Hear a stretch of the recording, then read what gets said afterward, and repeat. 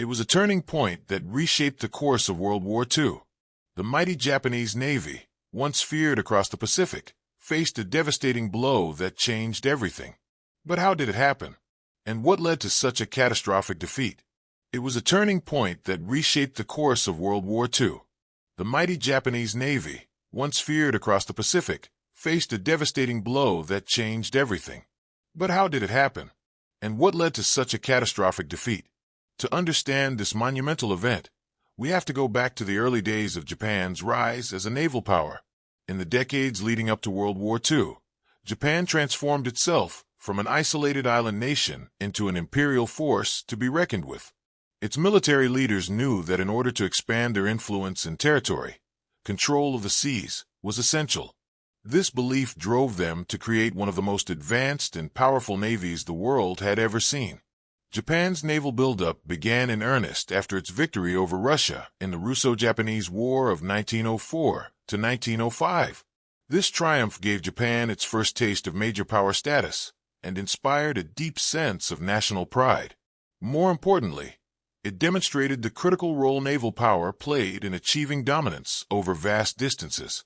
From that moment on, Japan committed itself to building a navy capable of rivaling the great powers of the West.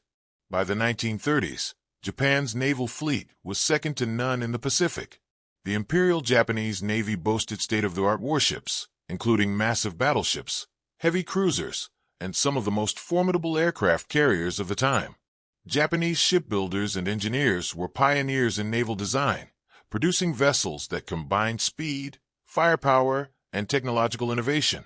But it wasn't just the ships that made Japan's navy so formidable. The sailors and pilots who operated them were among the best trained in the world. From an early age, Japanese naval officers underwent rigorous instruction that emphasized discipline, strategy, and courage. The Imperial Japanese Navy Air Service, in particular, developed elite aviators who executed daring missions with precision and bravery. The combination of superior equipment and highly skilled personnel made Japan's navy a force that seemed impossible to defeat. At the heart of Japan's naval strategy was the concept of decisive battle. Japanese military planners believed that victory would come from luring an enemy fleet into a single, massive confrontation where the superior tactics and firepower of Japan's forces would guarantee success. This belief was deeply rooted in Japan's naval doctrine and influenced every decision they made during the lead-up to and the early years of World War II. In December 1941, Japan demonstrated the strength of its navy to the world in a surprise attack that would forever be etched in history: the assault on Pearl Harbor. In a matter of hours, Japan crippled a large portion of the United States Pacific Fleet, sinking battleships, destroying aircraft, and killing thousands of American servicemen. The attack was devastating and bold, showing just how far Japan was willing to go to secure its dominance in the Pacific. It also underscored the lethal efficiency of its naval forces. Following Pearl Harbor, Japanese forces swept through Southeast Asia and the Pacific with alarming speed. In just a few months, they captured territories stretching from the Philippines to the Dutch East Indies, securing vast resources and strategic locations. Everywhere they went, Japan's navy played a central role in transporting troops, supporting invasions, and establishing control over sea lanes. It seemed as if nothing could stand in their way. Their victories weren't just the result of military might. Japanese commanders also relied heavily on surprise, deception, and meticulous planning. Operations were carefully coordinated, and their timing was often flawless. The early successes of Japan's naval campaigns shocked the world and left its enemies scrambling to respond. For a time, it appeared that the Japanese Empire was unstoppable. However, behind the scenes, cracks in Japan's naval strategy were beginning to show. Despite their initial triumphs, Japan's leaders underestimated the industrial strength and resolve of their enemies, particularly the United States. While Japan had invested heavily in its navy before the war, its economy lacked the capacity to sustain prolonged conflict. The Americans, by contrast, could build ships and planes at a pace Japan could never hope to match. Moreover, Japan's focus on the decisive battle left them unprepared for a war of attrition. Their doctrine assumed they could win quickly with one overwhelming victory. But as the war dragged on, This approach became a liability. Every ship and plane lost was difficult to replace. Every experienced pilot killed in combat left a void that was harder and harder to fill. The early advantage that Japan had worked so hard to create was slowly slipping away. Still, in the early stages of the war, the Japanese Navy's reputation remained intact. They continued to dominate battles and expand their empire. Yet, there was a growing sense among some commanders that the window of opportunity was closing. They knew that if they did not destroy the remaining American naval forces soon, they would eventually be outnumbered and outgunned. The Japanese High Command pinned their hopes on a final, decisive confrontation that would crush American morale and force the United States to negotiate for peace. That moment would come sooner than they expected, but it wouldn't go as they had planned. The stage was set for one of the most significant naval battles in history, a clash that would decide the fate of the Pacific and ultimately seal the destiny of the Japanese Empire. The Japanese High Command believed they could deliver one final blow that would cripple the American fleet and turn the tide permanently in their favor. Confident in their strategy and experience, they devised an elaborate plan to lure what remained of the U.S. Navy into a trap and destroy it in a single decisive engagement. The location they chose for this confrontation was a small, remote atoll in the Central Pacific called Midway. In early June 1942, the Imperial Japanese Navy launched what they believed would be the operation to end American resistance. Their plan was complex but straightforward in principle. By attacking Midway, they aimed to draw out the remaining American aircraft carriers and annihilate them with overwhelming force. Success would not only crush the U.S. Pacific Fleet, but would also extend Japan's defensive perimeter, making any counterattacks by the Americans nearly impossible. What the Japanese didn't realize was that their plans were no longer a secret. Thanks to American codebreakers working tirelessly to crack Japan's naval communication codes, the U.S. Navy had advanced knowledge of the attack on Midway. They knew where and when the Japanese would strike, and this gave them a critical advantage. Instead of being surprised and overwhelmed, the Americans prepared an ambush of their own. On June 4, 1942, the Battle of Midway began. Japanese planes launched wave after wave of attacks on the island itself, causing heavy damage to the U.S. installations there. But while they were focused on Midway, American carrier-based aircraft were already closing in on their fleet.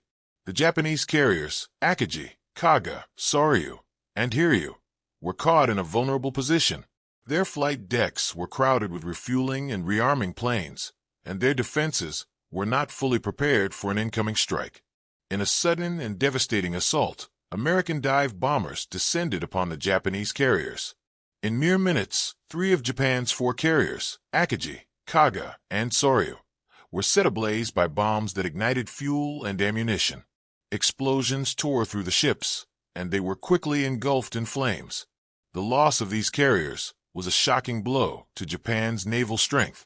Each carried dozens of planes and represented years of training, preparation, and resources. Despite the devastation, the remaining carrier Hiryu managed to launch a counterattack. Its plane succeeded in damaging the American carrier USS Yorktown, which was later sunk by a Japanese submarine. However, the Americans soon located and attacked Hiryu as well, delivering fatal strikes that left the carrier burning and sinking by the end of the day. By the conclusion of the battle, Japan had lost 4 fleet carriers, over 300 aircraft, and many of its most experienced pilots. In contrast, the Americans lost 1 carrier, 1 destroyer, and around 150 planes. While the losses were significant on both sides, the outcome was a catastrophe for Japan. The carriers destroyed at Midway were replaceable in the short term. The elite pilots who perished were veterans whose skills had taken years to develop. Japan's ability to project naval power across the Pacific had been permanently crippled. The defeat at Midway marked a turning point in the Pacific War. For the first time since the conflict had begun, Japan was on the defensive. No longer able to dictate the terms of engagement, they were forced to react to American advances. The balance of power had shifted, and the momentum was now firmly with the United States. One of the most significant consequences of the battle was the psychological impact it had on both sides. For the Americans, Midway was a powerful symbol of hope and resilience. It proved that they could stand up to Japan's once invincible navy and deliver a crushing blow. It inspired renewed determination and commitment to achieving total victory. For Japan, the loss was a severe blow to national pride and military confidence. The myth of invincibility that had surrounded the Imperial Japanese Navy was shattered. Behind closed doors, Japanese commanders understood the gravity of the situation. They knew they could no longer win a prolonged war against a nation with superior industrial capacity and a seemingly endless supply of men and material. In the months that followed Midway, the Americans launched a series of offensives aimed at rolling back Japanese gains. The Guadalcanal campaign began in August 1942 and marked the start of a brutal and relentless island-hopping strategy. Each new battle pushed Japanese forces closer to their homeland, further eroding their strength and morale. Without the ability to replace their lost carriers and veteran pilots quickly, Japan's navy struggled to defend its far-flung empire. The Battle of Midway was not just a single victory. It was a strategic turning point that altered the course of World War II in the Pacific. It signaled the beginning of Japan's decline and the rise of American dominance in naval warfare. The Japanese leadership's failure to anticipate American code-breaking efforts and their rigid adherence to outdated doctrines contributed to their downfall.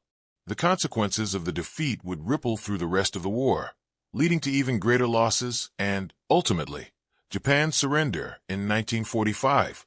Looking back, it becomes clear that Midway was more than a battle for control of a small island. It was a clash of strategies, technologies, and wills. On one side was a nation desperate to hold onto its conquests and maintain its status as a global power. On the other was an enemy that had risen from the ashes of Pearl Harbor, determined to fight back with everything it had. In the end, it was the courage, intelligence, and resilience of the American forces that made the difference, turning the tide of the war and sealing the fate of the Japanese Empire.